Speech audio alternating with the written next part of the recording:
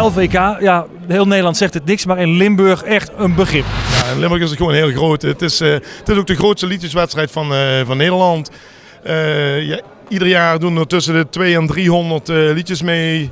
Het leeft enorm in Limburg. En ieder artiest probeert dat ooit een keer te winnen. Dat is de grote droom. En dat het dan ons gelukt is, ja, geweldig. Als je nou kijkt naar al die voorgangers van het LVK, wat is nou eigenlijk de grootste hit geweest die daar is ontstaan?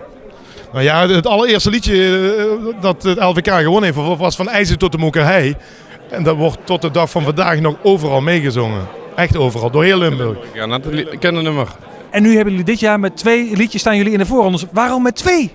We konden dit jaar, ja eigenlijk is dat wel een heel goede vraag. We hadden dit jaar eigenlijk weer iets heel anders. Eén nummer hebben we met Joekskapel. Ik weet niet hoe ze het bij jullie noemen. Joekskapel. Nou en... Zo'n kapel wat kroeg binnenkomt met muziek. Ja, hoe noemen jullie dat? Die kennen wij gewoon niet. Blaaskapel, ja. Oké.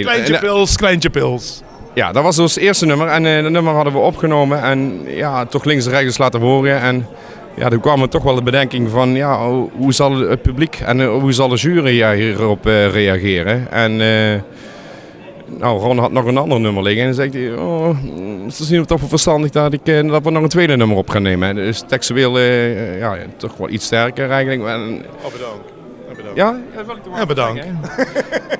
En vandaar eigenlijk de keuze eigenlijk voor 2 nummers in te sturen. En ja goed, de reacties zijn voor beide nummers heel positief. Dus ja goed, ons maakt niks uit wat voor nummer in de finale mochten komen, als we maar in de finale komen. Met welk nummer denk je zelf te gaan winnen? Gaan winnen. Nou goed, we hebben het afgelopen jaar gewonnen. Dat win je echt niet ieder jaar. Dus wij zijn gewoon heel tevreden als we in de finale mogen komen. En wat voor liedje, nou weten we niet. Het publiek kan niet kiezen en wij kunnen ook niet kiezen.